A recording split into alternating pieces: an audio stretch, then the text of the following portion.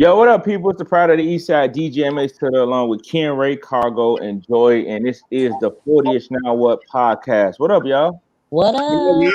What's good? How was y'all holiday? How y'all feeling? What's good? I ain't seen Holiday. y'all in It was the amazing. It was amazing. I bet you guys didn't have a holiday like me. 'Cause I guess nobody cooked but the women in the house, but that was just me. I baked the cake. See what I'm saying? Yeah, Boom. right. That meant you I, going to the bakery and the Boom. grocery store and then bringing it No, home. no. You you I used the got busy mixer, with my you used the mixer and flour, everything. with the blender, my eggs and oils, and I do what I do. The sugar. Okay. Don't tell nobody I'm that. proud. I'm Bake the proud. chocolate cake. Yes. It's hey, probably nasty. I'm sorry. I said that out loud. That was supposed to be an internal thought. That was an internal thought. My bad. Friends, how I many was of us have been? I wasn't nothing but the official taste tester, cake eater. Being in You know what I'm everybody's saying? way. Being in the Hey, way. that's why I'm here. That's why I'm here. I should be. You know what? You know what's crazy? I don't. I since I turned vegetarian, Thanksgiving just haven't been the same. I just don't get into it like that. Pray for you, brother. Nah, I don't really care for the food like that no more. And you praying for me? Wow, you ain't turkey, brother? Oh my God! Shout out to your mother-in-law. Oh my Get God! down with the jerk turkeys. No. Hey. All right. This is the 40ish Now What podcast, as y'all know. So, before we get into this week's discussion, Cargo, you said it was something that you wanted us to discuss prior to us kicking off everything. So, holler at the people. Oh man, it was crazy because I hit you yesterday because I even forgot the name of the song. I forgot the name of the joint, but man, God, what's the name of that song, man? You know what I'm talking about. Chris Brown and Thugger. Yeah. Who? Which one? Chris Brown and Young Chris Thug. Brown and Young Thug, Go Crazy. That's the Go name of it. crazy. Look, she heard Oh, Thugger. She like, who? You You know, listen I'm like, to you know, I Thugger? heard that part. You know, I'm a Young Thug fan, baby. I love to hear some Thugger. He makes some man, good listen to me. music. I ain't gonna lie. I never really heard the homie, right? Never really heard the homie. So I'm listening to the song. Hey, I think I repeated that joint like 30 times straight. Could not stop listening to it. I'm talking about, man, I ain't really felt no song like that in a minute. And I What? hit Mike, I'm like, bro, I know the song How did it old. make you feel? How did it make you feel emotionally? Yo, emotionally. I don't even know if I had any emotions. I mean, I was just I, hey, You I don't do. know. Music always invokes some type of emotion. It I invokes just some type of emotion. hey, like your boy said on Coming to America, I felt like breakdance when I heard it. Honestly. But yeah, I bring that up because I was just wondering like if anybody had like that one song, if it was just one song that you could pick that you just feeling that one. But like if y'all just had like one Close up. song you can think of that's just like that's the one for me. I don't got one. I got a plenty, but I give you one that I'm gonna lose my mind on every time I hear it. Public announcement, Jay-Z. That joint come on, it's over. Yeah. I'm in my That's song. your song. That is my song. Allow That's me to introduce myself. My name is you think he's Oh. talking about you? You like you see me? I'm in the building. I'm in the Man, building. shit. I used to I, move snowflakes by the OZ. I guess even you yeah. know, That's my song. that's your song. I don't have a song. Like I listen to so much music, and music just move me emotionally What's in the one different that directions. when you hear you like, oh shit, this like this my shit. Like it gotta be one like that your go-to song. I mean, why y'all Yeah. My go-to, I got so thinking? many, Why but y'all? I mean, the one that put me. Go ahead. it's a Go little, ahead. it's a I'm little, listening. it's a little, it's a little ghetto. But you know, every time I hear love, Gorilla Zoe bite down. You know, that's I'm there. Let me tell you, I am Nope, there. not bite down. It's hood figures. Hood figure, you are right. But when I hear it come on. When I hear it come home. That's a fact. That's it. Wait a minute. You know what? I'm really thirsty and we having toast, so I'm trying to be courteous. I was gonna do it right after Ken Ray announced his song. We was going. I was parched. I ain't got no song. Right. You lying? Everybody has a song. Nah. I'll tell y'all the song that I know was Ray joint when it first came out. No hands. If I watch, but that was in the period. That was in the time period. Mm-hmm. You know, no hands. I can't. I'm just not there no more. Oh, but it's still, you've matured now. So you've matured. So that's I was gonna say something else. You're a married man. I was gonna say something else, but I'm a man. You go ahead and say what you gotta say. Put it out there. Nothing. You're a married man. So, I mean, I tell you, I mean, because I love jazz, right? So one that's gonna like put me there, that's gonna have me relax, you know, feeling good. It's a joint called Poetry by Roy Hargrove, R.H. Factor. And it's Q-Tip, he rapping first half of the song. Then it's like a nasty jazz break in the middle of the song, and then Erykah Badu picks up the song at the end. Man, when I tell you, I can hear that joint every day, 24 hours a day. Man, but if I want to tear the club up, what you gotta hear? Camp Low, Lucchini. Hey man. Yeah, that was the song back then. Camp Low. What? Bro. Camp Low. How you feel? Bro. I ain't judging you, but Camp Low. I don't know. I don't even know what they saying in the song. Now that is a fact. I never knew the lyrics. I just knew like this is it. What, Lucchini? Some. That's all you know. Man, I don't know not one lyric, not one. But hey, I got plenty of songs, but okay. We got a toast. So yes, sir. Glasses up. Yes, this is water. For everybody who's wondering, this is holy water. There we go. Okay. Let's be clear. Salute. Cheers. Salute. Yeah. Okay, let's get into tonight's show. Tonight's show, we're discussing, corporate America. Now, usually I give you guys a description on what brought up this conversation, but this week we're gonna go do it a little different. Ken Ray, me and you was having a discussion, like we always have our discussions, and we decided that we was gonna have this discussion out loud. So I want you to get the people the breakdown of our discussion that we had and what brought this conversation up. Pretty much what it was just watching certain events from last week transpire. Like when I was watching some of the Kevin Hart situation, where when you watch his comedy watching that special last week, it made me think that he kind of adjusted his comedy to fit what some Americans should. It was watered down. It seemed like it wasn't catered towards Black America like majority of his comedy was in the past. Okay. And then when I looked at Dave Chappelle, most of the time when he does his work, it's more okay. It's only so far he's gonna go before he's gonna bend to how the way the corporate structure fall in line. He just if he feels that he don't feel right about it, he's pulling away from it. If it takes away from the core of who he is, he's not gonna do it. But this sparred off on a level of how we look at things because we're not at those guys' level, nowhere near that.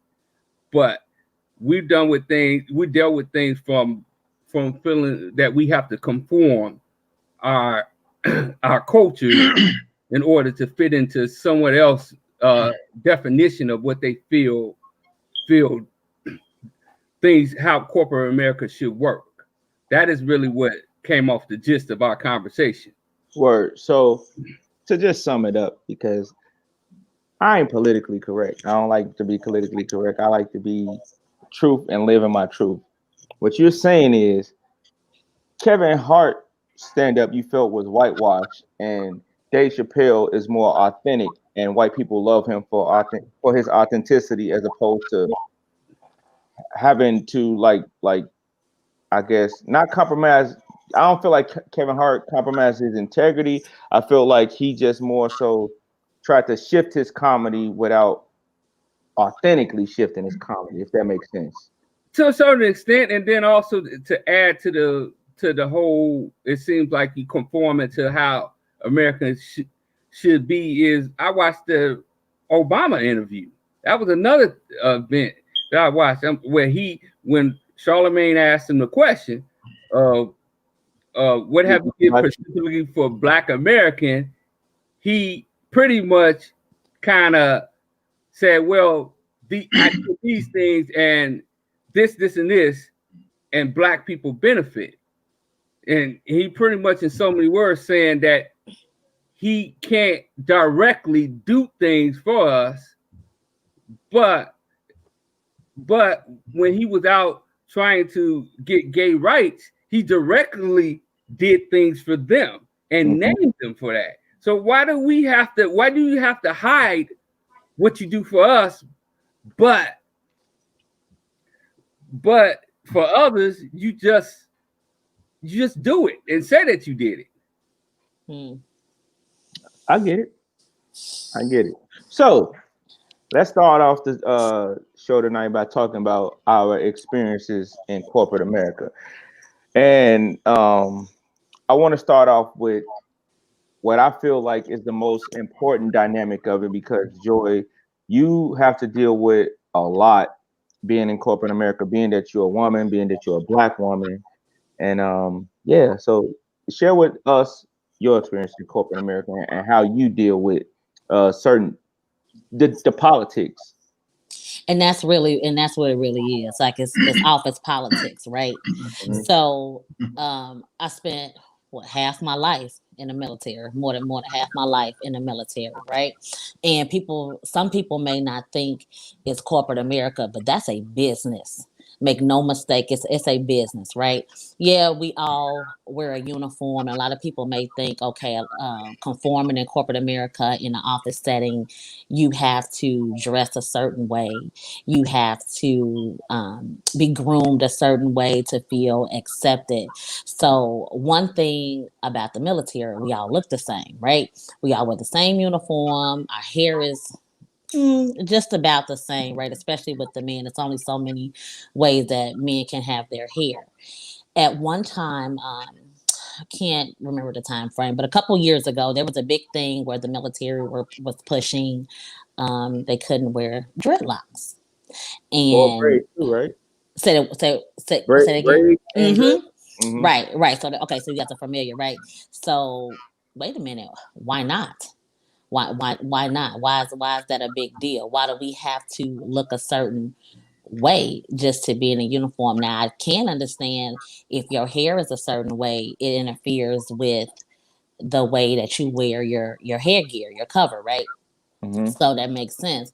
But then if it didn't interfere with the way your headgear fit, then why is it that I can't have cornrows? Why is it that I can't have dreadlocks as long as they're maintained and neat and I'm groomed? What's the issue?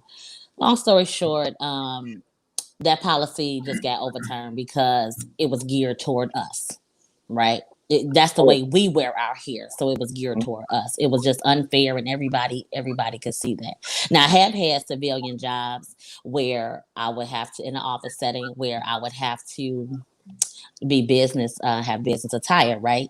So I wear my slacks and my blouse, but then I look at some males and they come in with cargo pants, a button up that's not tucked in, and a baseball hat. No one says anything to him, right? But the day I come in with jeans and dress shoes and a blouse, oh no, Miss Cornelius, you can't wear jeans. This is a business setting. Wait a minute, but this guy has on cargo pants and a baseball hat in an office setting. So why do I have to look a certain way? And that goes into being sexist. It's like, why can't I look this way? And it doesn't interfere with my work performance. It doesn't interfere with my productivity. So what's the issue? And I think that's wrong. I think I should be able to wear whatever I want to wear as long as I'm clean and I'm neatly groomed. I don't think we all should be in a box and have to wear this suit or this button up and this tie. As long as I'm getting the work done and I'm clean and well groomed, that's all that matters. That's what matters. So I've had to deal with it on both sides, and it's a combination of me fitting in the workplace as a regular worker and being a woman where I have to look a certain way. Cargo, what about your experience? My experience, honestly, man, has been totally good because I know women, especially black women, they have you went in to deal with. Huh? You went in and out. Oh, my bad. My fault. I know my experience has been totally different. I know, women, black women especially, got to deal with much more than, a black man, a white guy got to deal with, a white woman got to deal with, totally different situation. In my experiences, thankfully, I've never really had to wear, suit and tie, because I don't really like suit and ties. I'm just not comfortable in them. I mean, if I have to wear them for, a specific purpose, I understand. But I mean, I've just pretty much been able to wear, hey man, throw on some slacks, polo shirt, and walk in the door, no problem. But we got a very loose dress code, honestly, for where we are.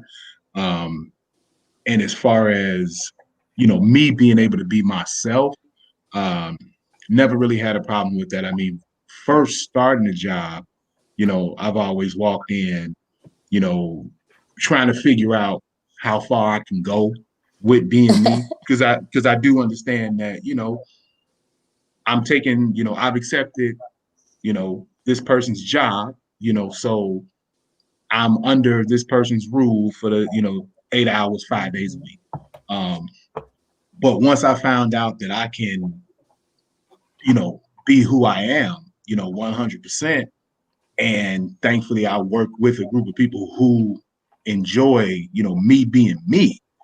It's never really been any restraints on me the last 10 years, but I do understand that, I'm in a pretty special case where I am. I mean, it's professional, but at the same time, there's not, a hard line of saying, you got to do this, you got to do this, you got to do. I mean, I just try to be on my best behavior when clients come in, because I know clients the ones paying the bills. But I mean, other than that, I'm pretty much free to be me, all day long. All right, Ray. Hey, Dante. Yeah. It was one thing you did say that kind of, sparked my interest.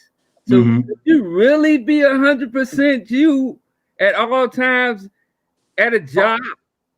Oh yeah, no doubt, 100%, 100%, 100%. Know about that. I mean, hey, always. Go ahead. You know what? In my opinion, you can be departments of you, but could you really be you? I don't know. And let me ask you this: majority of the people you work with, what's their ethnic background? I'm curious. I would, man. I mean, if I had to give a percentage, it's more than 90% white. 90% white. Yeah, that's huge. So you trying to tell me you can't Negro it up sometimes? Could you? I can't. What you mean? What I'm saying, come on, man. We got a different culture. Do they understand you? You that's what I'm saying. Could they get with you being Black Dante. Yeah, okay, but what is? I mean, I don't have a black Dante though. You know what I'm saying? Like I'm just me. I don't have a black Dante. Let me ask this, right? Because I kind of get what you're trying to ask, but I ain't sure. So you know how a certain bill collector used to call a house, and your mama put on her professional voice like, oh, this is blah, blah, blah, blah, blah. Like, that's what you asking? Yeah, I got that voice all day. That's what he said. And he can hang up and be like, shut the fuck up, go get your damn. Exactly. Exactly. But I don't think that's color. I don't think that's color related. Yeah, I mean, right. That's people related. That's people related. That's where you are. It's just I'm not the same person at work that I am here. Not I'm being somebody different or I'm acting. If I work with a majority of white people, it's just I'm in a professional setting. I'm here to whatever it is, give great customer service, provide good. I mean, have good relationships with people I work in. I'm not gonna have a conversation like I'm having with you guys here. Like, who does that? You're at work. Right. You're at work. That conversation at work? What kind of job? I mean, well, that's in the military. We talk about everything, but still, and me being a leader, it's like, hey, I can't talk like this always because I have to present myself a certain way to be professional and be taken seriously. I don't think that's me changing or being something I'm not. I'm doing the stuff I'm supposed to do at work. I'm not going to be yelling and screaming at my subordinates like I'm talking to my kid at home. That's just you have to separate the two. That's a respect thing. With what you talking about, you screaming at somebody. I mean, well, I can say that I'm in the military. So yeah, we do gotta yell and scream sometimes. So I can say that. That's not a respect thing, right? So and you got a lot of rank in the military too. Like, let's be clear. You got I got some decent. I could go up a couple steps, but it's just you act a certain way at work. You're at work. When I answer the phone, like, hi, how are you? Might call, what up? You know what I'm saying? Right. That's just the way it is. I don't think it's a form of conforming. I be pissed. Like, no, talk to me like you talk to me regular. Unless he calls me on my job and I'll be like, hi, Mike. Hi, how are you? Unless I'm at work. You know I'm at work. The way I answer the phone. It's like you said, I call my mama at work and she'll be like, yes, daughter, how are you? I'm like, really, lady? Like, if I called you, you doing too much. I'm like, you must be at work. She's like, yes, I'm at my desk right now. Can I call you back at lunch? And you know how my mama talk. She's like, what you want now? Oh God, I'm doing something. My mom be like, what the fuck you want, son? What you want? But I know she called. I'm calling like, her at work. I'm at work. Like, hi, what are you calling me here for? It better be an emergency. Ma, we can't find her. What the fuck you call me? You know, my mom was crazy. All of that. Ken Ray, we got to get to you though. What's your experience in corporate America? And share with the people. Share with the people. Like let's go. Share with the people. I'm saying this because, truth be told, me and this dude, y'all know us. We've been friends for a long time, but we've worked in the same company. He been there 20 plus years. 20 years. I don't want to say 20 plus like you're old ass dude like that. 20 years now. Pretty much, but I wasn't gonna tell all that. But since you're telling my age, and it's the 40ish. I mean, it's in the corner, bro. It's really 40ish, so, you know. It is the 40ish. Yeah. Let's go. Yeah, I can tell you this. I've seen things from a couple of different perspectives working at one place for a long time. Not gonna name it. If you know, you know. It is what it is. Right. But I've seen things from working from a factory angle when it seems like that ain't when you work from that angle, it's more people, it's a dog eat dog world. People, it's shiesty. Where people, it's like, be honest with you, it's more like a crab in a barrel mentality when you working more on a office from a factory when you're working on the production floor. Mm-hmm. You guys in the same barrel, but it's when I first came in, I was young. I was very young. I came in. I was 20 years old, so I knew nothing about corporate America. Nothing about the working. How things. Not to cut you off, I'm sorry, but let's be clear. It was no programs to teach us about corporate America and how to move and how to adjust. You ain't learned it in high school. You ain't learned it in school or college or nothing like that. It was just like you was taught a curriculum of math and this. Like you weren't taught a certain level of professionalism and how this whole environment is going to be different than what you even used to. But go ahead. And in agreements with you, yes, that's what it was. So you pretty much kind of went into the next thing I was gonna say. A lot of time, us as young employees, we try to gravitate towards the people we know. You might see somebody that look like you, and you thinking that they for you. But a lot of times, what I notice, and this is I hate to call out our older crowd that was born. It seems like a lot of these people that's older are very docile. So define older. What are you talking about? Are you talking about 50? You talking about 60? What do you define older to If me? I'm 40, I'm talking about my parents' age. Okay. So that's 55 in the crowd. 60 in the crowd. Let's say, I'm gonna put it to you like that. It's like when you meet a lot of these employees, it's like they didn't got beat to the ground by corporate America, and it's like I felt like when I was working with them, I'm thinking they showing me how to move in this motherfucker, but they really trying to train me how to be docile. Ooh, master coming, hide behind this bush. You like, God damn. I'm like, but what we gotta have for? Yeah. Why? No, you're not supposed to do this, and you thinking you being trained. It's like, damn. When I younger, I'm like, okay, well, this is how you move. But I'm like, these motherfuckers they're really training the youth how to be coons. That's what it seemed like. And I'm sitting there like, okay. And what funny about that is when I was a younger, I never really defended myself. It's like, take your lashes and shut up and just do what you're supposed to do. Mm-hmm. But in reality, that's really hinder you from moving forward. That's right. So and that you made a good point. Like it's generational, right? So most of us have been on our jobs a very long time, right? Yeah. Now the generation now, they don't be on jobs that long. You want to know why? Because they know it's some other opportunities out there, and they don't have to take this.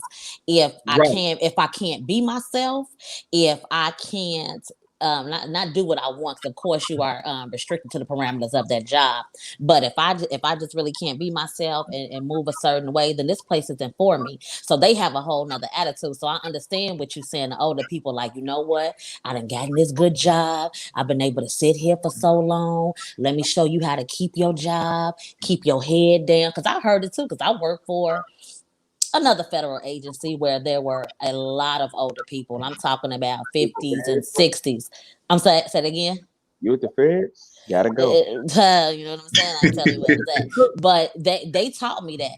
And me, I'm in my mid 30s. I'm like, why are we doing that? Like, you don't have to do that. Don't you want more? Don't you want to do something else? Or don't you want to? They don't want to, because like I said, they've been on these jobs for so long, and it's like this they security. So, they were grateful to have that job when they got it. And it's different for the younger generation now, and really for us. I just happen to just be at this employer for a long time. Like, wasn't no better gig better than the Army. But if I can't do what I need to do on the civilian side, then I'm gonna move around. Well, I think that is different. But you know what? What's funny about that?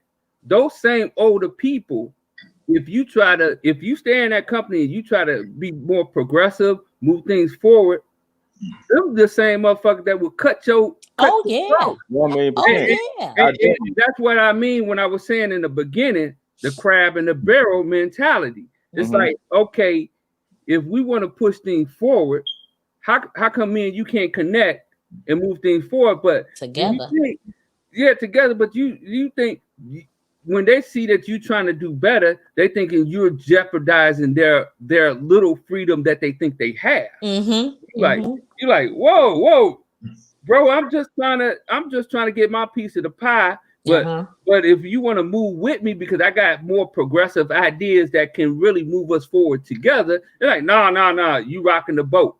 And I noticed that as me, I noticed it was more of a person that looked like me that did that to me. Oh yeah, me too. And I've left a job because of the same thing. I was trying to move this this agency forward a little bit in some things, and they like, oh no, you don't want to do that because that's not how we do things around here. I said, so we just gonna sit around and let it be? Yeah, this isn't the place for me. This isn't the place for me. You can sit here and you can retire and do that. What you say, Dante? It's funny what y'all saying because I had a brother on the job tell me, he had been in the job for a while. And, I come into the job, I'm learning, everything that I can learn. And my man, he like, oh, man, you know more than I know on the job now, man. You going to take my spot. Hey, bro, I'm not even going to be here long enough to take your spot, dog. Like, come on, man. It's like, hey, man, because little do you know, hey, they can get rid of both of us tonight, dog. Like, you know what I'm saying? That means nothing, man. Real spill. Hey, real quick. Do y'all watch Insecure?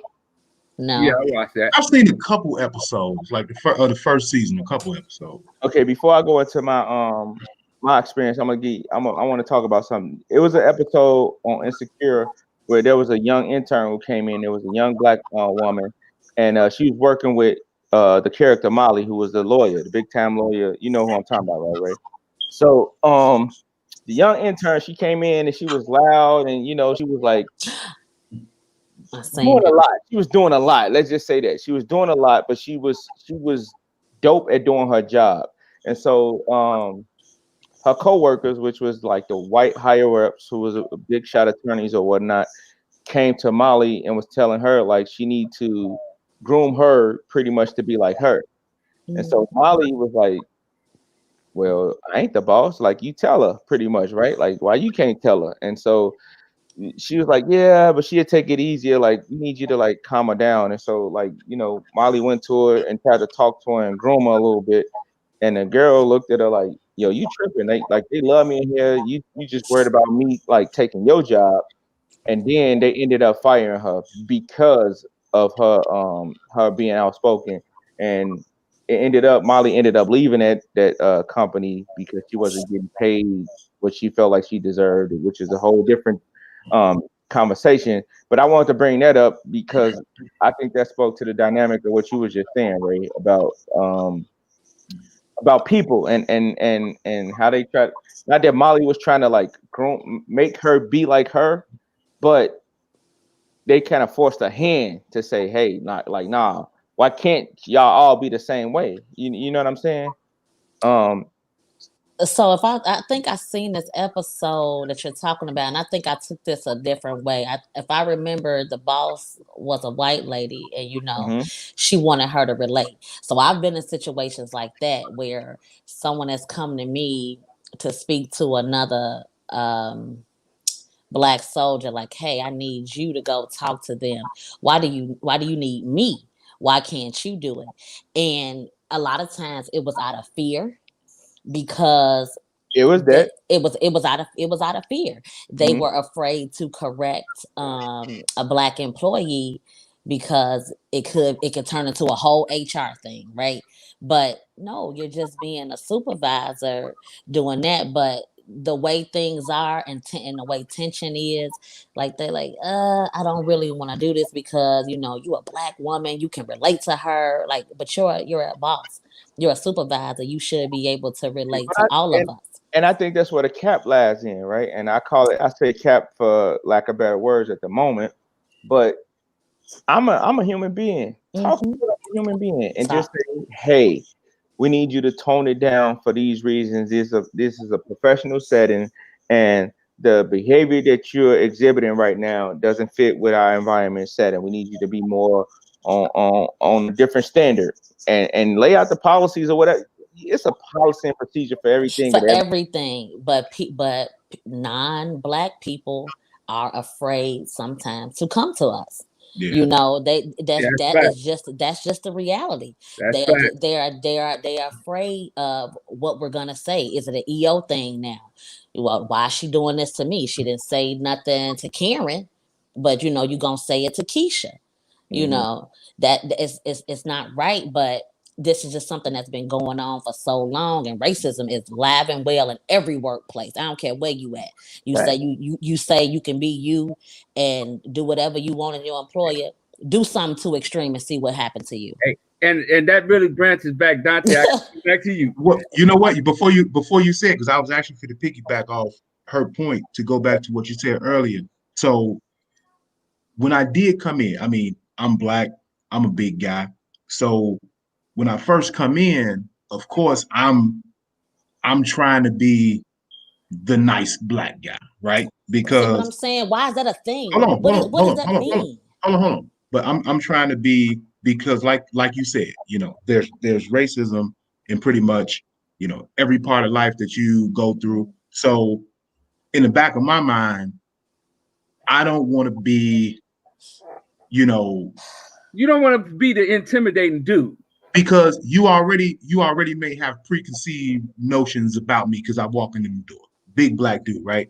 Now, over time, when people got to know, you know, who I actually was, then that allowed me, which it should not have, but I'm just speaking honestly, that allowed me to be able to settle into who I really am, and I can approach these people, you know what I'm saying, on a day-to-day, being myself and not, you know, sugarcoating anything when we talk or when we deal, you know, in the business that we got to deal in.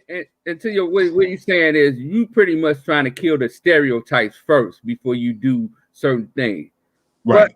But what I want to do, go back to the point of the 100%, when you said being who you are. Mm-hmm. And this is my opinion. I'm just gonna give my opinion on it. A lot of times you can be a certain way to a certain extent, but let me ask you this. Have you ever tried to move forward in your position or gain some type of power? Oh yeah. But that's when those dynamics change. That's what I'm trying to bring up. Whenever you trying to go for some type of power, if the people that are of your level or above you find any chink in your armor, then you become that black boy. You become that nigger. That's what happens. That's the dynamics you got to deal with. You got to deal with, okay, he's just cool as Dante. He's a black guy, but he's cool as fuck.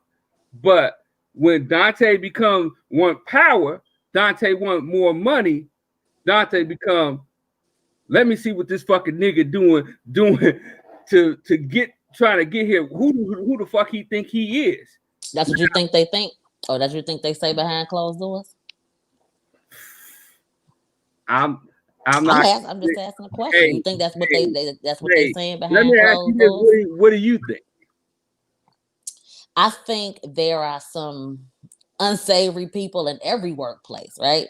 And I think there is some level of prejudice in every workplace because everyone has a sense of pride. And just like you said, as soon as you got to that job, you looking for somebody that looks like you, right? So naturally, we kind of gravitate to people that look like us, not just us, but every other ethnic background. Yeah, every other ethnic background, they're gonna gravitate to, you know, who looks like them because they feel like they can relate. I was just asking, do you think that just happens all the time? I want to maybe I'm naive, right? And I don't think it's always true. And I think inherently some people are good. I think some people are good. Let's put it in terms of this. Okay. Anytime when you're in any situation, corporate situation, of any time when you're trying to do anything, You trying to keep like minds and people that you have that you can work with around you. It don't matter about their talent. It's about, can I work with that person? And a lot of times people gravitate who they have culture like mine. I'm not saying that is natural. It's naturally racism. I'm not saying that. In all cases, it's not that. It's just in general.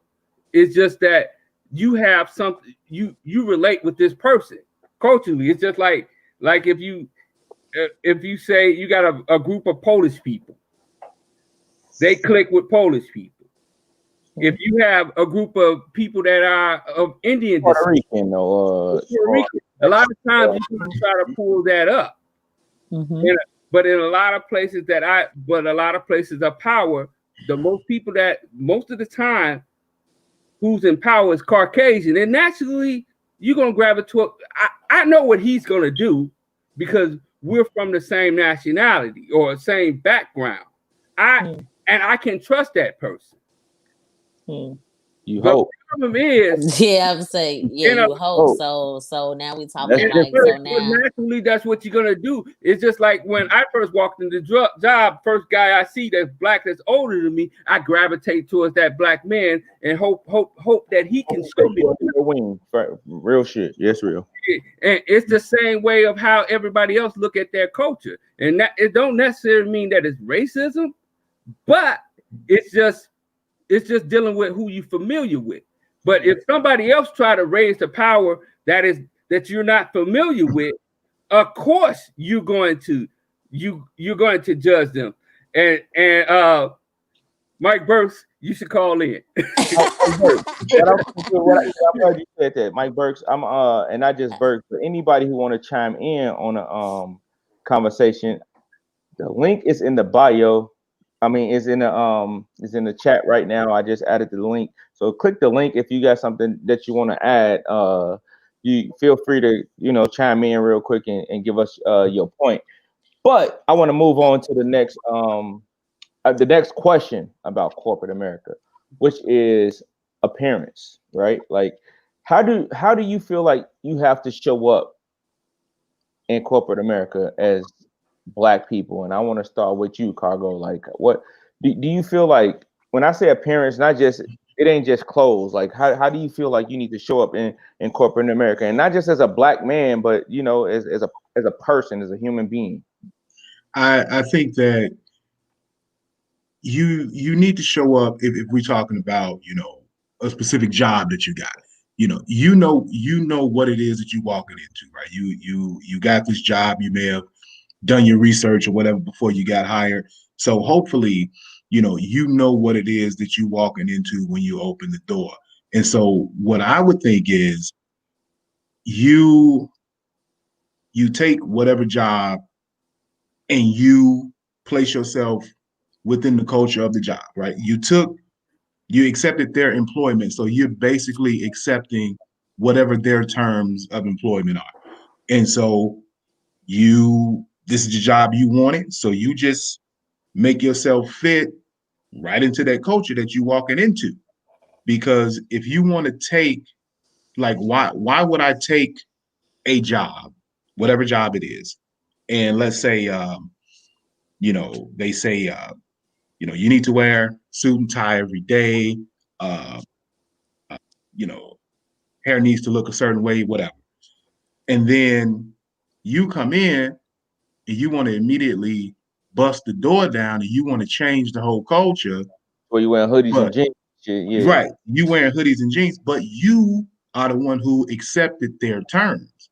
So you've accepted their terms, but now you want to go against the terms that you accepted. Nobody forced them on you. I kind of think that's counterproductive to what you're trying to do. Well, Dante, I have to add to this.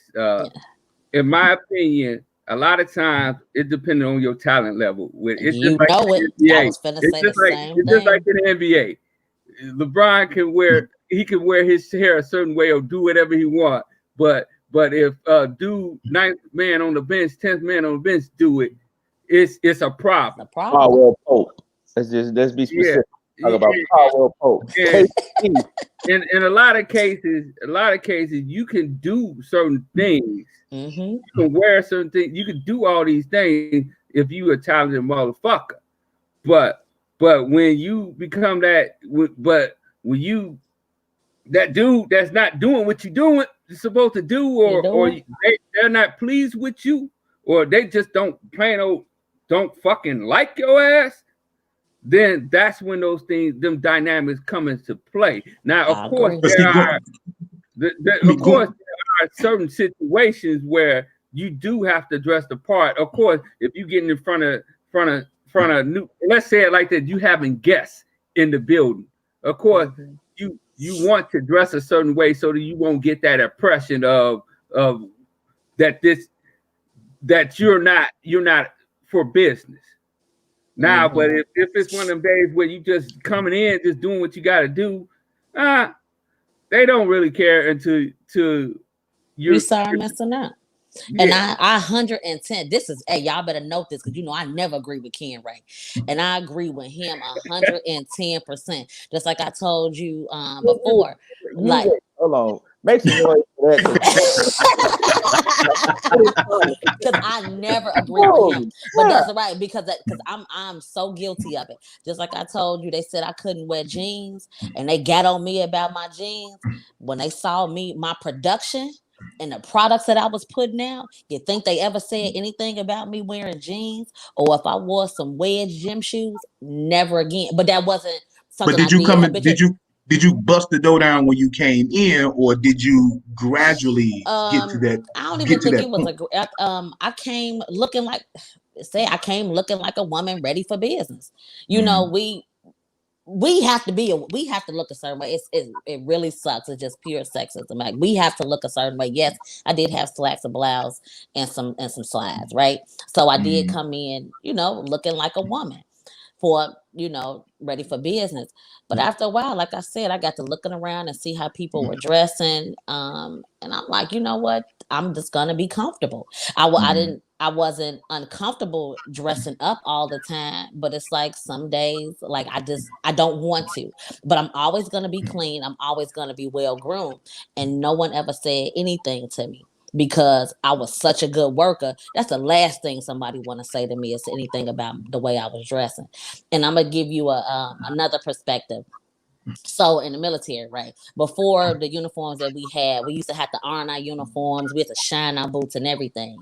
And when I whatever, and that's when I first came in. And when I found out that if my uniform was creased up and pressed and my boots were shine, I ain't have to do nothing. I could sham all day long because I looked so good. They figured I was a good soldier, right? And then, after a while, they kind of died down. We don't have to shine boots anymore. My uniform still look good, but that wasn't a big deal. So the work attack. Yeah, I agree with that too, because it's different now. It's so different. Not just that. I agree with that. Steve Jobs probably played a hand in that, but I think the younger the generations get, the more lax that tie is important, right? Because like we come up, it's almost like comparing the typewriter to the iPad. Two totally different dynamics, right? Like it ain't in the same field. And to add to that, the standard of what business attire is really set by old white guys. Right. That's pretty much what it was. If you look at the new generations, like you spoke of Steve Jobs and what they're doing over there at Google, is more lax cultures, and it's more younger. We always got a t-shirt on, and but now to play devil's advocate, right? Not really play devil's advocate, but to add a different dynamic to the conversation. I was reading 50. Let me stop lying. I was listening to 50 Cent late.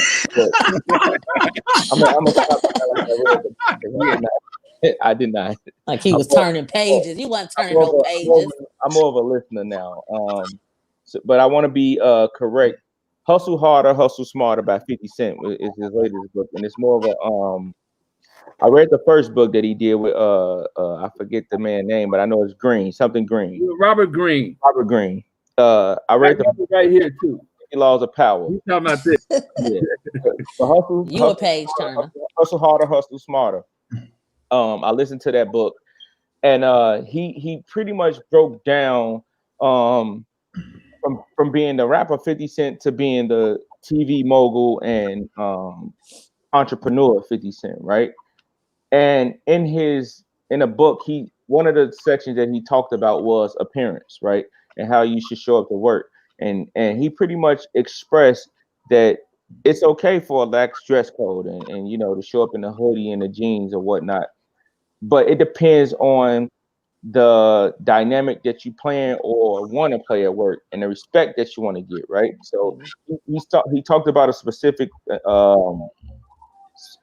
situation with a writer who was doing a article on him at GQ, and the guy showed up in just like some jeans and a t-shirt and like maybe gym shoes or something. I can't I've seen that. Yeah, I can't repeat it verbatimly, but he was more lax, and him and 50 ended up having a conversation, and he pretty much I forget how the conversation went, but the conversation was more on the lines of like it's because you showed up like this that they send you on the interviews with like the 50 Cents or the rappers or you know the guys who you know they feel that you'll be most comfortable with. If you want the bigger interviews per se, bigger interviews or you know more complex interviews, dress different, show up to work in a suit and see the different level of respect that you get.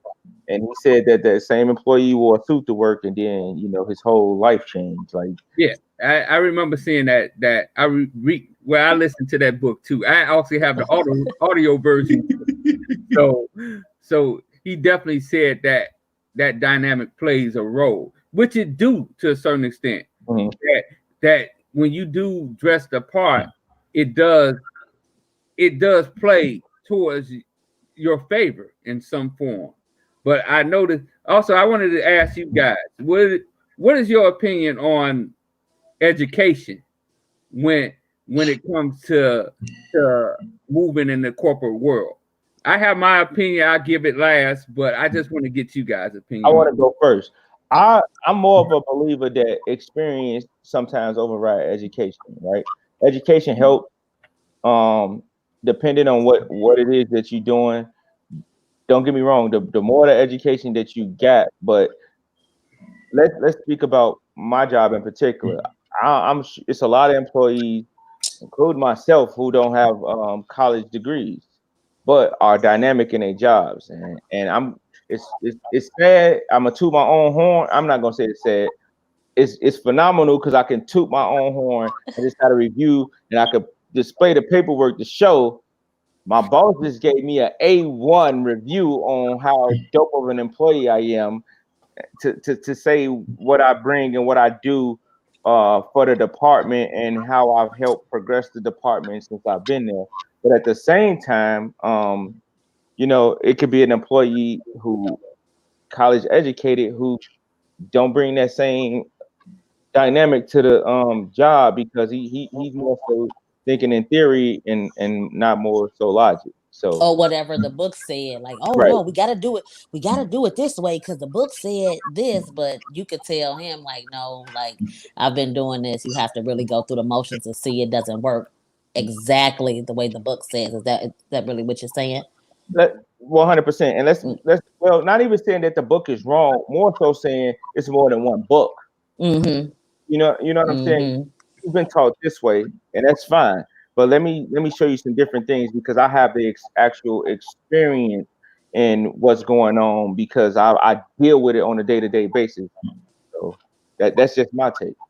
Yeah, I think education is still important just for the simple fact a lot of jobs you're not even gonna get a look if you don't have certain qualifications. You know, I mean, the job posting may say, you know, you need a BA in this or, you know, BS in this or whatever. And, you know, if you're applying for the job, I like how you said BS. Yeah, you need a lot of BS and you need a lot of BS and a lot of stuff. But, you know, some of these folks, man, they'll just, scan right over you if you applying for the job and you don't show that you have that. But I do feel that experience, I think experience trumps everything. I mean, because you can have all the education in the world, but they're hands-on. Like I said, I've been doing this for however long, but even if I put that on a resume and you're the hiring manager or whatever, you're just specifically looking for, degree.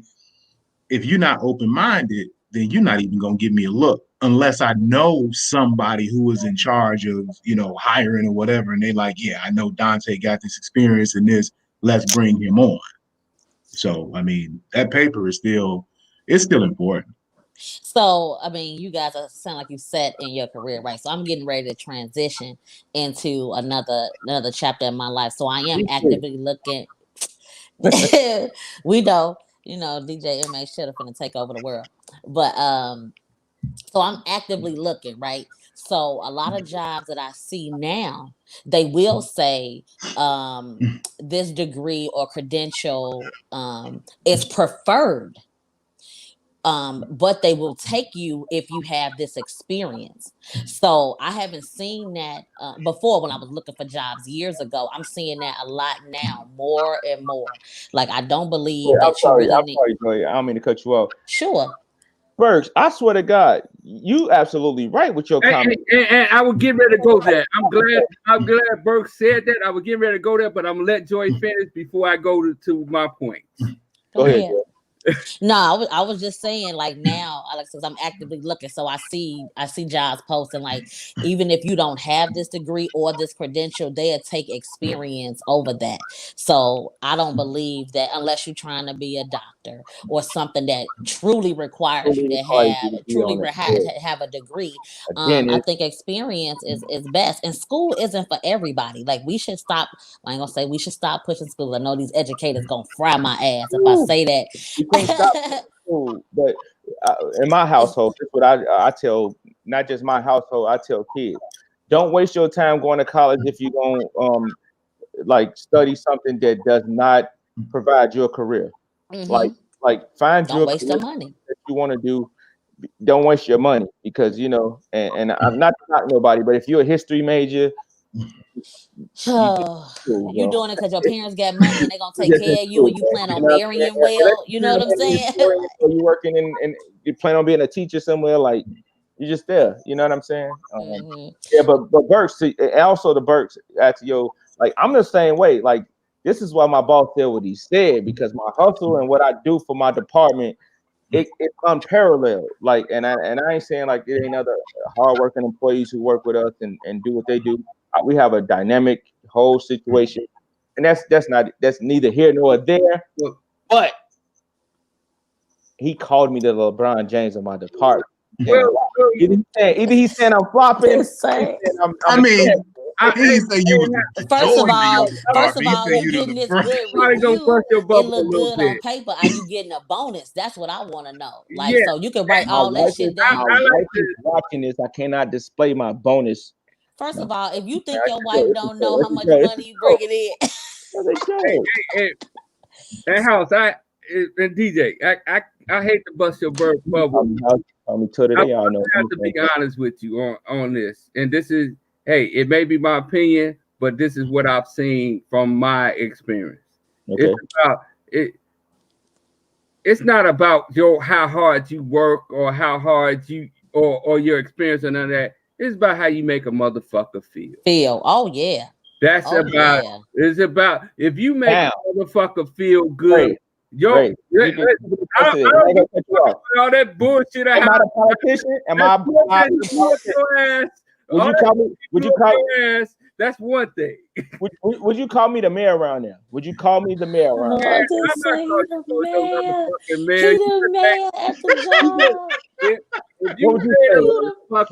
If you made a motherfucker feel good, he gonna tell you some shit to make you feel good. That's just what it is. You know what I'm saying? And a lot of times when it comes down to job, going back to Burke's point, grinding does play a role to a certain extent, but an experience to a certain extent. But the truth in the matter, when it comes down to all these jobs and shit like that, it's about how you make a motherfucker feel. It don't matter about your education. It don't matter about your experience. It's about, oh, he makes me feel good, and I feel like that he's for me and he's gonna help me keep my job. That's what it's more about. And this guy's gonna help me keep my job. So I gotta help him feel good. So I'm gonna promote him a little bit so he can protect me. So I can keep my job. That's what it happens in a lot of cases. I gotta make sure I get me some sound effects because we need that round of applause. For you. And usually that's what happens. So when you're looking for somebody, when you're looking at your applications, okay, yeah, you look at these degrees, you look at this, but when I talk to this motherfucker and I sit in the room, is this motherfucker gonna fight for me? But that's what I'm saying about that paper. If I don't, a lot of these jobs, if I don't get that degree, I'm not even gonna have the opportunity to sit in front of you to make you feel. No, not true. If you have if my boy applied for that job, it doesn't matter about his fucking paper. That's what I said. Right, that's what I said. That's what I said earlier. Let's be specific. Let's talk in specifics, right? Let's get the people to shit. We here. This is what we do. It's the 40ish Now What podcast, right? I would not have my job if it was not for Ken Ray. Oh, that's where we were going with that. Oh, he wanted. I would not have my job if it was not for Ken Ray. I will never deny that. I would not lie and say because of my talent and who I am, I was able to walk in that building. No. I was able to walk in that building because of what he was doing and who he was, and what the supervisor, manager, whatever he was, liked about him at that time. And they were recruiting, and he said, "You got somebody?" And he said, "I do. This is what he is with his life, with his credentials. Can you help him? Can you get him?" And that's how it went. Yeah. There's nothing wrong with that. I worked for a company. I worked for this company 20 years, and I probably over those 20 years, I probably didn't help over directly, indirectly. I probably helped about 25, 30 motherfuckers get a job. That's what's up. That's what's up. That's good. Or put them in positions to do better. So, and a lot of times it wasn't because of, oh, that motherfucker was just this awesome experience. No, it was about how that motherfucker felt about me. Facts. And that's what I'm trying to tell you. A lot of times when you getting promoted in the job and people that's in power, they're thinking about themselves. They're not thinking about these fucking policies or these structures. Yeah, it is a way to deter certain people that they don't want to a certain extent. But when it comes down to it, is if my boy over here recommends this guy and he does not have these credentials, oh, we'll find a way to build that motherfucker up. Mm-hmm. Right, and I understand that. I guess I'm approaching it from a different point that you guys are approaching it from. I'm approaching it from you're approaching it from what you was taught. No. Listen to me. I'm approaching it from I'm trying to get this job. I know nobody at this job. You know what I'm saying? I'm going into a job blind. I'm trying to get this job. I don't know anybody. So if this job requires a degree, I know nobody. Nobody can give me the hookup. If this job requires a degree, then I up my chances of them giving me a look if I have this degree. That's where I'm approaching it from. And you know what? And they will pass you over for their friend without one. They can definitely pass me over for their friend. But what I'm saying is, I up my chances of getting the look because I got the paper. Nah, let me tell you something. Bullshit. I'm not gonna even lie to you on that. Let me tell you something. And I don't mean to put your business out here like that, Ken Ray, but I gotta speak from our truth, right?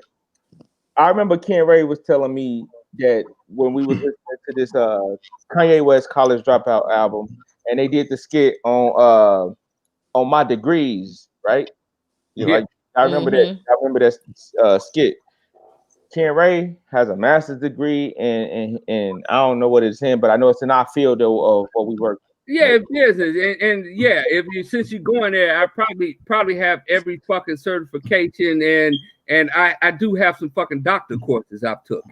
So for a motherfucker telling you that is very educated, telling you how this shit works, that shit. Yeah. And what I'm saying, why I'm bringing it up is to say that because where we work and the degrees he have, you would think that would have been enough for him to move up with no problem.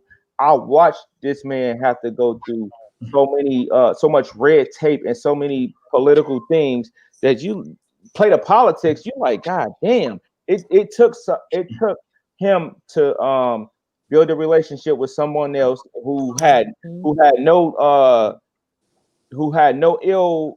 And no ill, I can't think of the word I want to use with it, but he have no ill will about him. And when he worked with him, hands on, he got a feel for him to make him say, "Yeah, this situation could work," which allowed him to get promoted and which allowed him to be able to move in that field now. On as far as on the other side of manufacturing in the office of our office.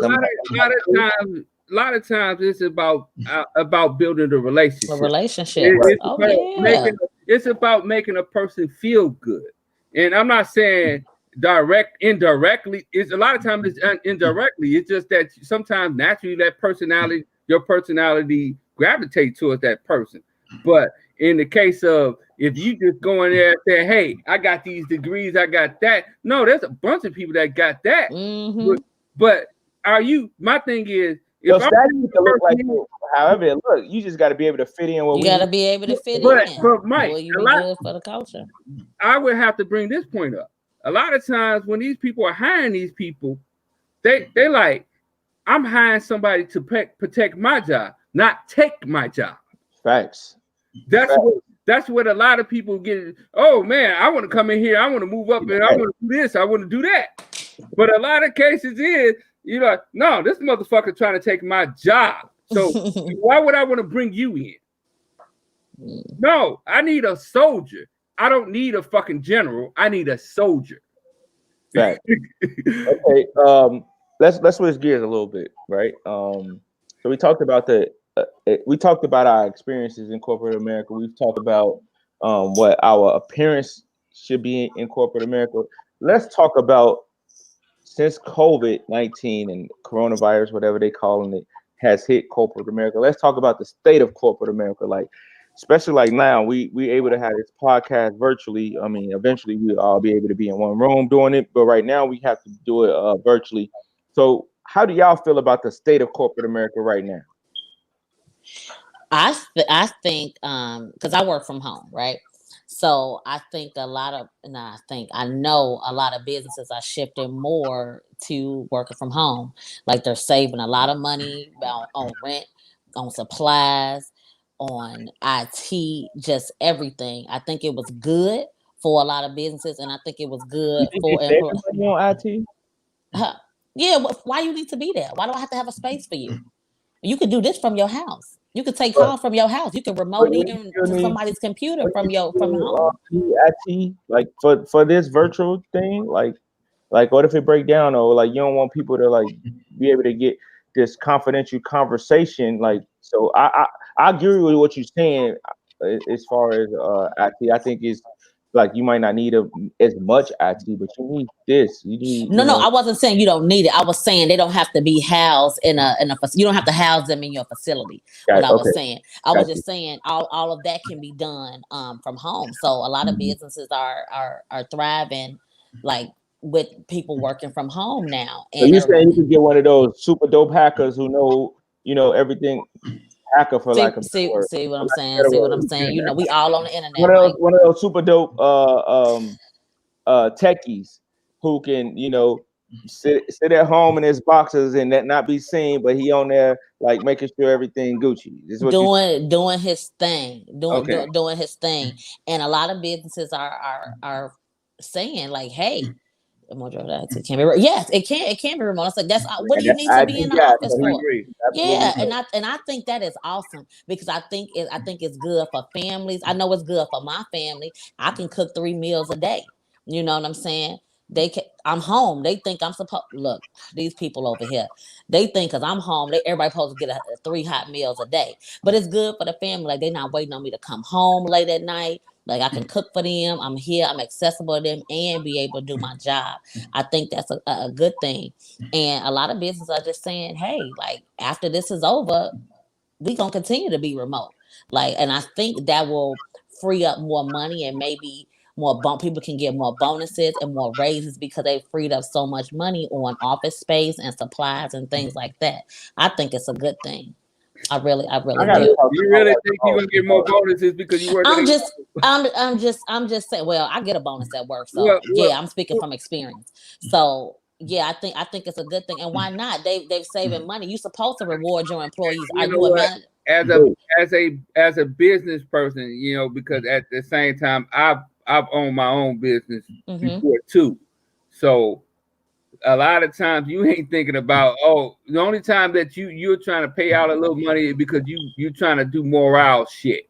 So so that person can do more for me. Oh yeah. I'm not gonna necessarily because I saved this money, I'm gonna give this person something. No, I'm gonna pay you out because I need a morale boost so I can get more out of you.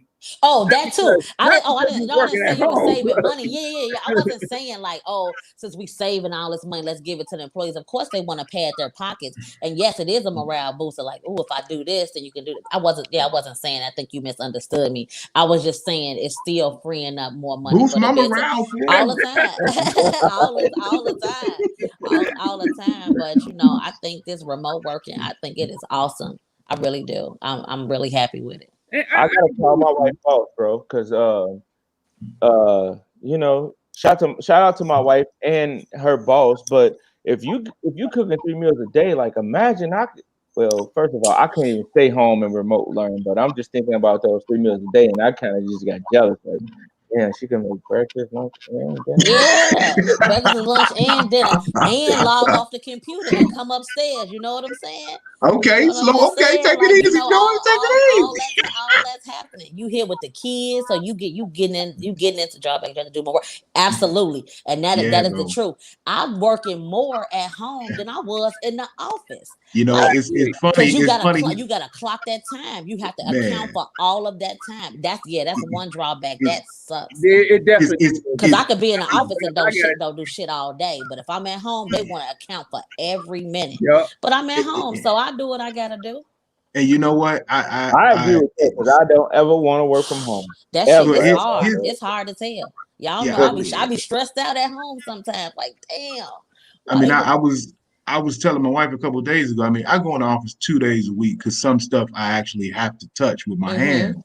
But since I'm in the position that I'm in, I told her, I said, man, I never thought that I would be to the point where I'm never off work. So even when I'm on vacation, I'm never off work. The phone is always ringing. The emails are always coming through. So it's like, man. You answer your phone and emails when you're gone? I'm not gonna say I have to, but just because of the way that I am, to avoid it, to avoid a disaster. To avoid a disaster, it's like I gotta answer it. Let me say something. I don't get work emails, first of all, when I'm gone. See what I'm saying? Like you don't get that. Like that's I get rapper emails though. I get rapper emails. Right. That's work. That ain't work because it's fun for you. Well, you love that though. That's your love. That's what I'm saying. No. That ain't work. You think that's work? Let's be clear. Work is work. Work is work. Like me standing behind turntables is fun. Me dealing with the corporate part of that is still business, right? So you gotta answer emails, you gotta answer phone calls, you gotta have the BS phone calls you don't want to deal with. You got the BS emails or the DMs like, bro, I'm the hottest rapper in the city. You need to be tuned in. And so it's all work, right? But when I'm on vacation, bro, don't DM me. Bro, don't talk like don't say me. I'm not talking to you until I come back, like because I got too much going on right now. and we could have this conversation when I come back. It ain't important. Well, I'm not indicting it. You got to check. Hold on, bro. How Hold much? on. What do you need? How can I assist you today? Hold on, babe. I know we on this vacation, but let me talk to him because he said he got a bag from me. He got a check. That depends on what order you are in where you say the corporate structure. If you at a certain point, a certain level, you can't ignore shit. Yeah.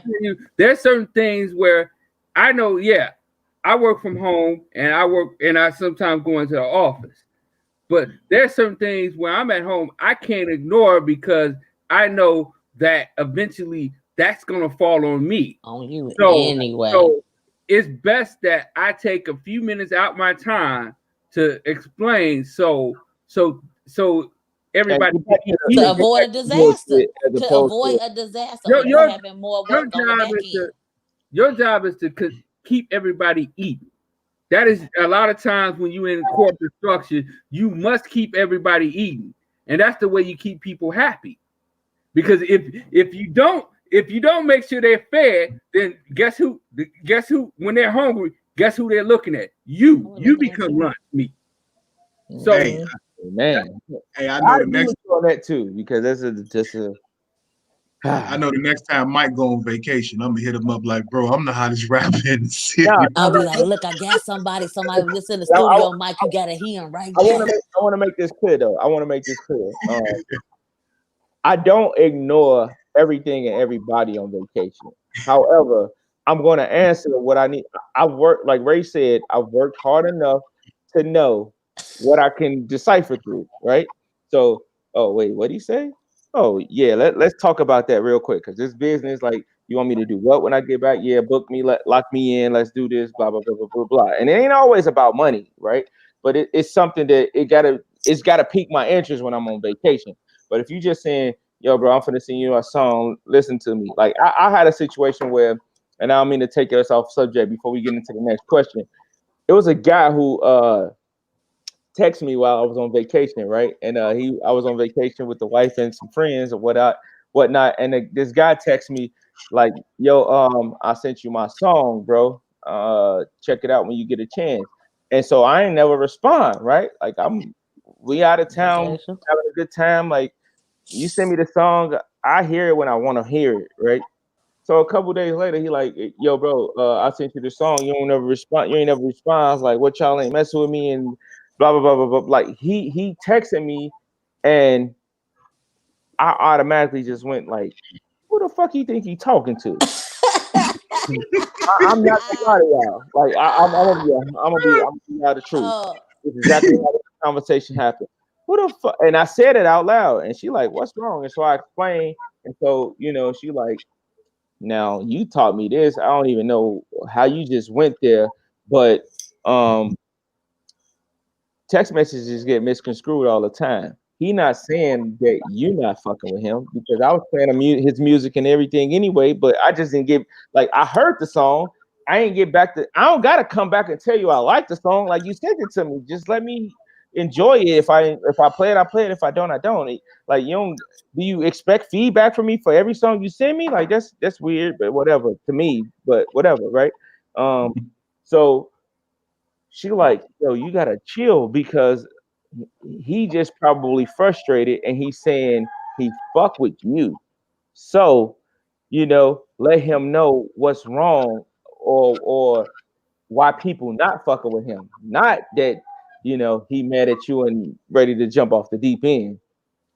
And I said, damn, you just talking about, man. I almost just fucked up this relationship with this dude. Like, who the fuck you talking to, bro? And a lot of times, I ain't gonna lie, it was gonna go left, and I was gonna make it for nothing. Like, and Mike, a lot of times it comes from a sign of respect. That person have respect for you, so they respect your opinion. And if you ignore that opinion, you ignore me, then that means, well, who the fuck he think he is?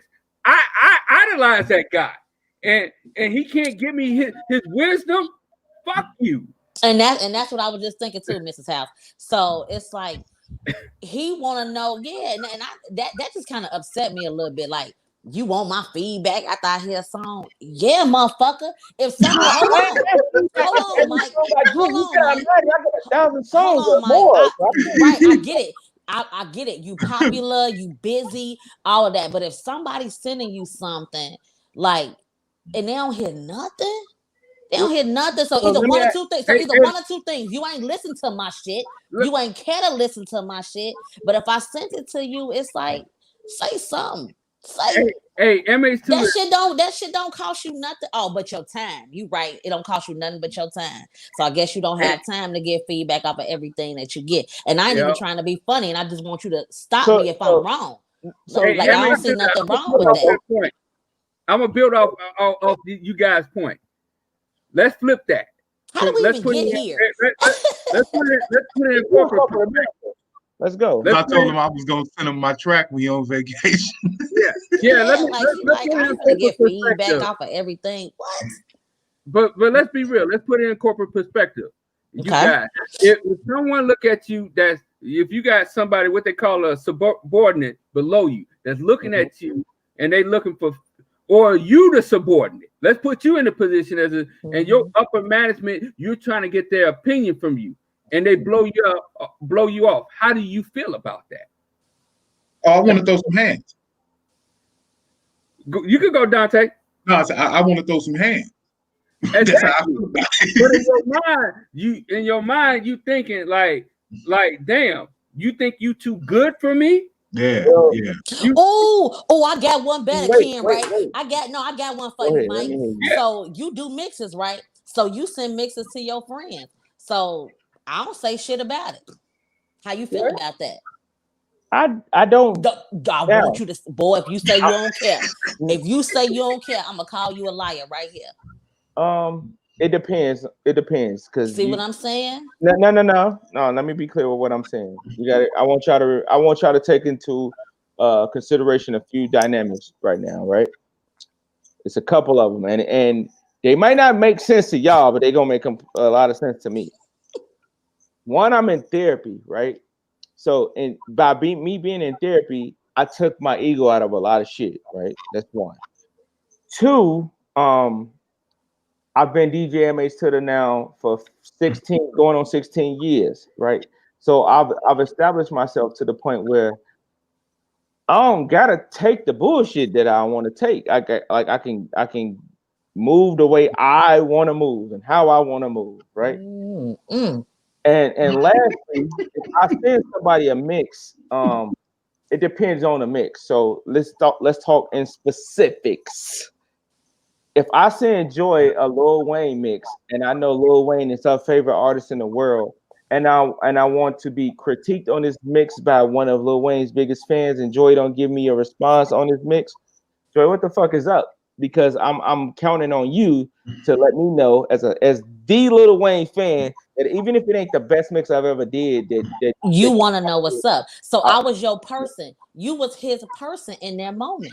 I'm not mad at that, right?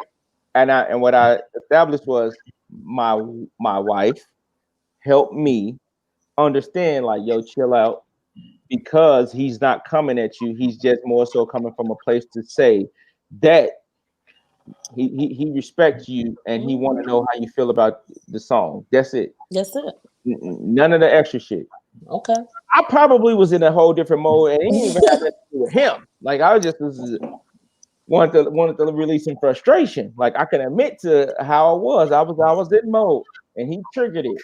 Oh, what the fuck you say? You know what I'm saying? Like, so it ain't to go against him because he's a rapper. It was just more so like, yeah, that's what happened. But I want to get to the last point of the podcast tonight, and we touched on it a little bit when we talked about the younger generations, ourselves and the younger generations, and how they deal with corporate America, especially like now, a job don't mean shit to them. Like them, it's like shit. I work here a year or two, cool. I've been here too long. I'm out. Like, how y'all feel about that? I admire that. Oh, I'm sorry. You was. No, I was just gonna say real quick, and I admire that too, and I really think that that's forcing these companies to change the way that they do a lot of things, because they no longer have that employee, like we talked about at the very beginning of the podcast, You no longer have that employee that's going to sit here for all these years and just take everything that you're dishing out. You know, I'm talented. I know my stuff. I don't need you. It's somebody else. It's somebody else who can use me, or I can do my own thing. So now, since I'm in a power position, these young cats, man, they in power positions, man. So I got to adjust everything that I'm doing to fit you, because the dynamics have changed. You no longer need the company. The company needs you. You know, and so, hey, these cats, man, they setting their own rules now, and I love it. Yeah, I do too. Like they are forcing them to, like, you know what? Our turnover is high. Why is our turnover rate high? And they just they'll start noticing the trend. Like, we don't have to be here. Like, it's other opportunities for me. I know my talents. Like, I'm gone. Like, I admire that. I think they should continue to do that. Like, you don't have to take just anything an employer gives you. You know, and I'm not saying, you know, some people out there like been looking for jobs for a long time, and sometimes they will just take something because they have to feed their family. But if you're not really in them type of positions, then move around, move around, and do what you have to do. Don't settle. Would you say, Ken? Hey, do you see this poster behind me? I do. It says the most common way people give up their power is by thinking they don't have any. And a lot of times when you dealing with a lot of the older crowd, they realize they think they don't have power. And in a lot of cases, we all have power. We have the power of choice. And a lot of times, a lot of us are afraid to move from our job because it's the fear of the unknown. And a lot of times, when you got these younger people, they're more like, hey, I gotta get it. I gotta see what's out there. I'm ready to take those risks. And a lot of times, you have to believe in yourself, and also you got to believe that you have a great support system behind you to do those moves. A lot of people don't, though. And be honest with you, I didn't start building up on the corporate grounds until I started believing in my power. When I'm like, I had to sit there at one time, I thought I didn't have power. But when I had to wake up and say, damn, I could do this and that. And if you don't accept the way I want to do it, then I have the choice to move on, just like everybody else. Even though I've been in my position where I've been at 20 years. Yes, it's out of some comfort there, but at the same time, you know, if I have to do what I got to do, you gone? I got to do what I got to do. Okay, that's just what it is, you know. I don't know if y'all can see this poster behind me. You know, read it to us. Read it to us. I do what I want, right? And what I mean, fuck you. You do what you want. No. I agree with what you're saying, Ray. But I want to say this: history usually repeats itself, right?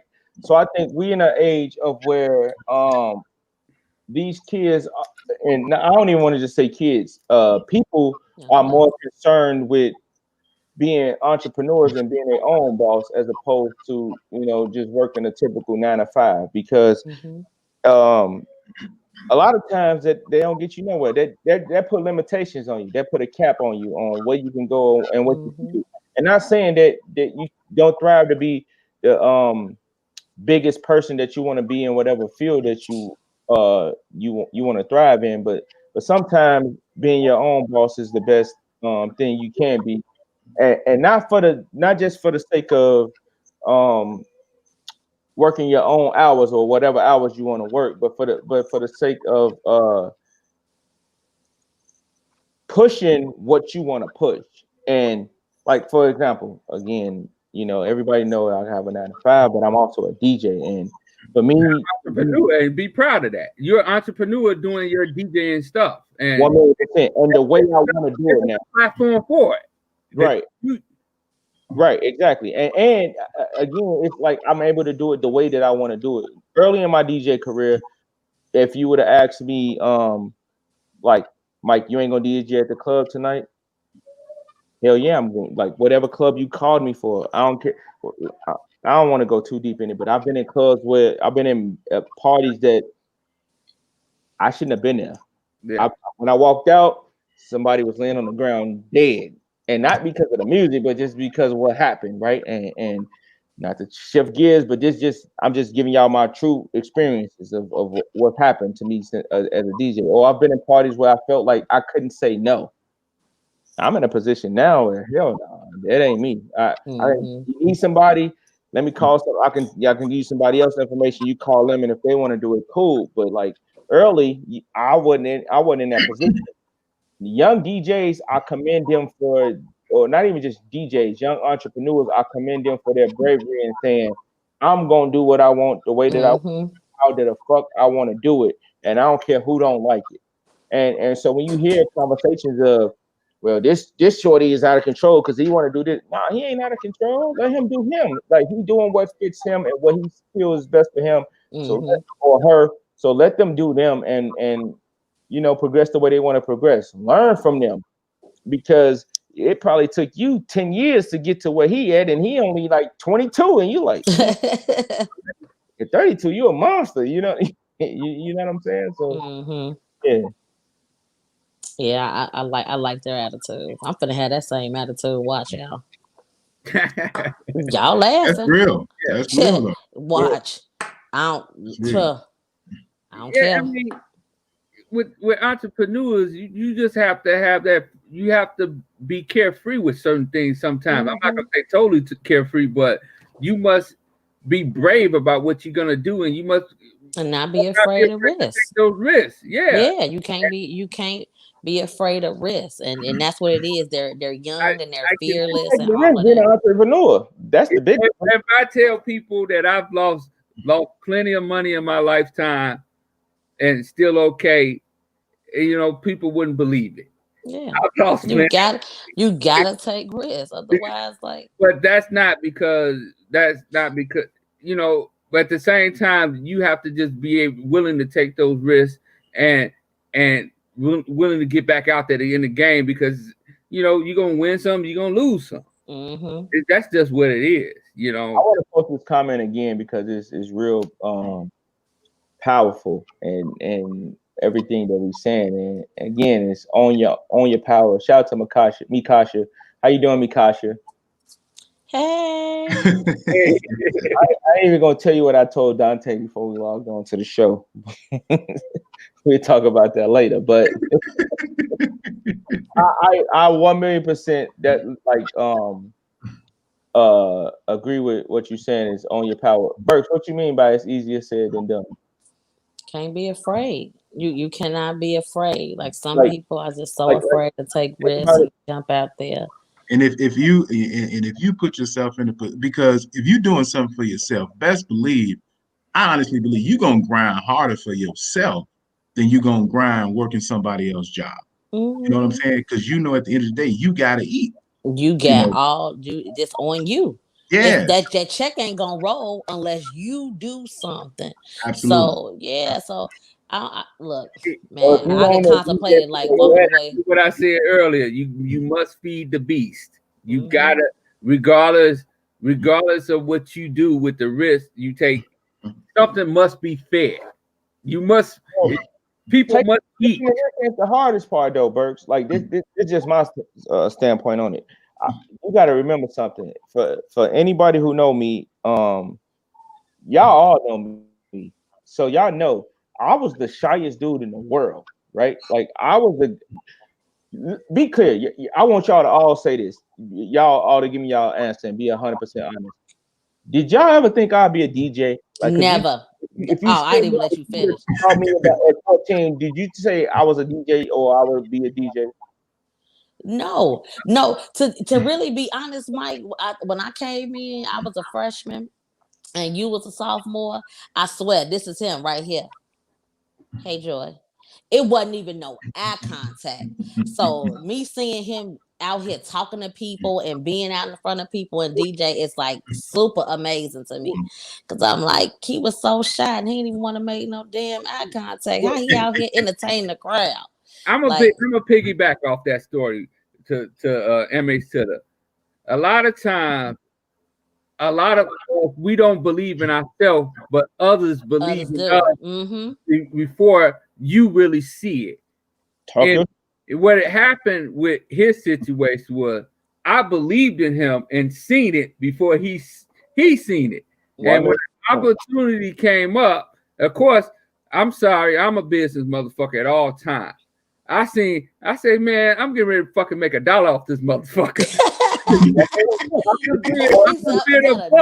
That's how that shit went. My way. He had a lot of time. People just see things in a person that they don't see. I seen this guy got charisma. This guy got people that gravitate towards him. This guy fucking can make some fucking money. Let's get this motherfucker out here. And plus, he's good at what he's doing, even though he's doing this shit at home. Mm-hmm. Let's really take this out and really see where this shit go. Then I had to go to him like, man, you can really do this shit. You can really do this shit. And then he like, really? You really think this is real? I say, yeah, I see the dollar signs in my head right now. He said the dollar signs. It was just racking up, ka-ching, ka-ching, ka-ching. So what happened was, it was like, he went out there, yeah, he was fucking shy and all that shit, but like you say, it takes a motherfucker to believe in you. I would go in this motherfucker. I know he had a whack set, but I was talking to the motherfuckers like he was the biggest motherfucker in the town because I knew he could be that. Do you hear me? You know what I'm saying? That's what's up. And everybody I'm telling you, everybody needs that one person for that. Like whether it's your mama, whether it's your best friend, whether it's your son, your daughter, your spouse, like you sometimes people just need that push because everybody don't believe in themselves all the time. I even know too, like I think I'm very confident, but it's some things like I'm like, I don't know if I can really do, but I got 2 people that's telling me like, this other stuff is your calling, but you need that person. I think everybody needs that person to help you realize that sometimes because we can't see everything in ourselves. Like everybody needs that. Yep, I totally agree with you. And to send it back to corporate America, a lot of times when these people are getting chosen to these particular positions, and that's why I go back to the degrees and all that don't mean nothing. That director or whatever seen something in that person where they're like, they didn't see it at that point. All the time. They didn't see it. So, but I can take that person and use those talents to help me be better. To help propel me. Like, in that position, they're looking at them like, hey, they'll come up. And a lot of times these positions are already thought of and chosen, and you don't even know that you want that you got that position. They come up to you like, hey, what do you think about, hey, Jim, what do you think about? We were looking at you about this, blah, blah, blah, blah, blah. Yeah, blah, blah, blah. What do you think about it? I never thought I could do it. Like, okay. I'll try it. I'll try it. Okay, we're gonna put you in that position. It's like, I think you should apply for it. Yeah. I think you should apply for it. And I think you'll be a good candidate. Sure.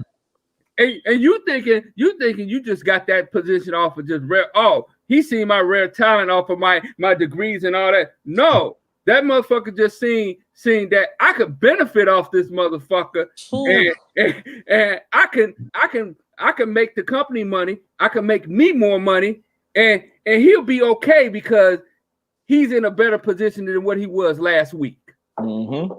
That's usually how that shit work. That's how it works, and that's how it was, and it come down to, like you say, with the DJ, and I seen that in you, but even though I stepped away from that scene, but I had to tell you, nah, man, this you. You. Then that's how. That's what's up. That's usually how that shit work. Word. Like again, we could. I don't want to make it about DJ MH to the right. I just want to bring that out because as being an entrepreneur, as well as being in corporate America, I do wear 2 hats, and I have to wear 2 hats because on the company's clock, I have to abide by their procedures and policies and what they expect of not just me as an employee, but I also have to give them what I bring as an employee, right? I bring that talent for that side. On this side, shit, I am not only just the talent, I'm the boss. So I gotta make the hard decisions. I gotta make the tough calls. I gotta live in my fear, because if I don't, I will not be who I am today. Y'all will be like, yeah, right. He was cool, but that's all he get. Like, real, like I. So when to go back, when that rapper send me the music, I ain't gotta listen to it right then and there, because I got 10 other things like I wanna handle. Like somebody might be saying we should be doing a 40ish Now What podcast, and he want me to hear his song. What's more important? Like, wait, this podcast is lit. I like this idea. Let's put together the plan, or stop and take 3 minutes to listen to this song and give him a feedback. Like, just imagine, I get 1,000 songs in my email a week. On a weekly basis, I probably get over 1,000 songs. I can't sit and listen to every one. I try to download as many of them as I can, but the ones that catch me right away, cool. If you got a history of not giving me good music,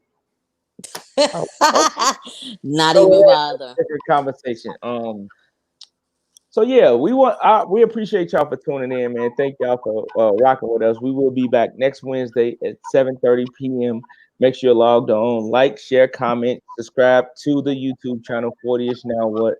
And next week's conversation is gonna be something. It's gonna be something. It's gonna be something, guys. It's gonna be something. Tune in, guys. It's gonna be something. You see me wiping my forehead already. This is 40ish Now What. We appreciate y'all. Thank y'all. Good. God bless you. Good night. Good night. All right. Bye.